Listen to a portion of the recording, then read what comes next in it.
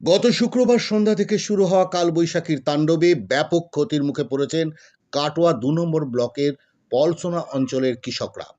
প্রথমে প্রবল ঝড়, তারপর মুষলধারে বৃষ্টি এবং তার সঙ্গে তীব্র শিলাবৃষ্টি প্রায় ৫ ঘন্টা ধরে চলে। এই দুর্যোগ কার্যত বিপর্যস্ত করে তোলে গোটা এলাকা। পলসোনা অঞ্চল ও সংলগ্ন বিভিন্ন গ্রামের প্রায় ১,৫০০-এরও বেশি ধান ও পেঁয়াজ চাষি বড় সড় ক্ষতির সম্মুখীন হয়েছেন।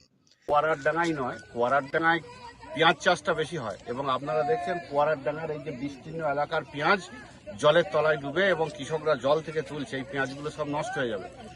এবং কুয়ারার ডাঙা, আউরিয়া, পলসোনা, শিলারন্ডা প্রত্যেকটা জায়গাতেই কিন্তু চাষবাস হয় এবং শিলাবৃষ্টিতে ধানের শীষ সব নষ্ট হয়ে গেছে এবং ফসল সব নষ্ট, পেঁয়াজও নষ্ট, চাষিদের মাথায় হাত।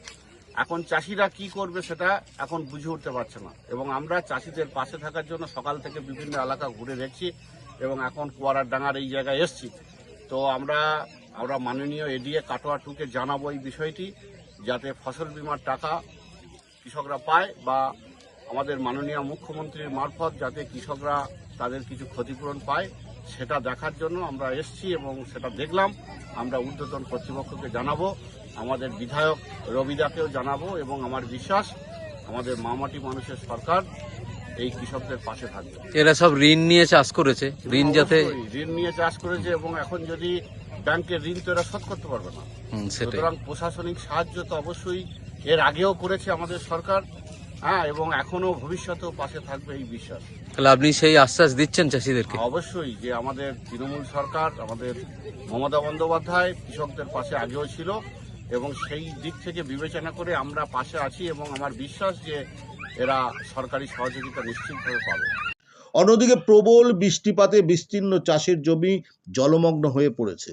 ফলে বাধ্য হয়ে অপরিপক্ক অবস্থাতেই পেঁয়াজ তুলে নিতে হচ্ছে চাষিদের, যার ফলে উৎপাদন ও আর্থিক ক্ষতির দুই বেড়েছে। পলসোনা অঞ্চলের তৃণমূল কংগ্রেসের সভাপতি বীরবল মণ্ডল জানিয়েছেন, ক্ষতিগ্রস্ত কৃষকদের শস্য বীমার আওতায় এনে ক্ষতিপূরণ পাইয়ে দেওয়ার জন্য উদ্যোগ নেওয়া হবে। উল্লেখ্য, কাটোয়া ২ নম্বর ব্লকের পলসোনা অঞ্চলের উপর দিয়ে খড়ি নদী প্রবাহিত হওয়ায় এই এলাকা মূলত কৃষি নির্ভর। আউরিয়া, কুয়ারা, পলসোনা ও কুয়ারা ডাঙ্গা গ্রামের অধিকাংশ মানুষের জীবিকা কৃষিকাজের উপর নির্ভরশীল। প্রতি বছর একজন চাষি গড়ে ২০ থেকে ৩০ বিঘা জমিতে ধান ও পেঁয়াজ চাষ করেন এবং এই চাষাবাদের জন্য অধিকাংশই কৃষি ঋণের উপর নির্ভর করতে হয়।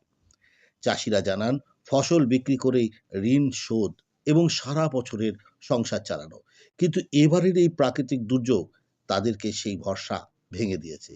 শনিবার সকাল থেকেই দেখা যায় পলসোনা গ্রামের কৃষকরা প্লাবিত জমিতে নৌকা নেমে অপরিপক্ক পেঁয়াজ তুলছেন। এরপরেই পেঁয়াজ বস্তাবন্দি করে বাড়ি নিয়ে যেতে দেখা যায়। তাদের চোখে মুখে স্পষ্ট হতাশার চিহ্ন। ব্যুরো রিপোর্ট, আশ্বাস বাংলা।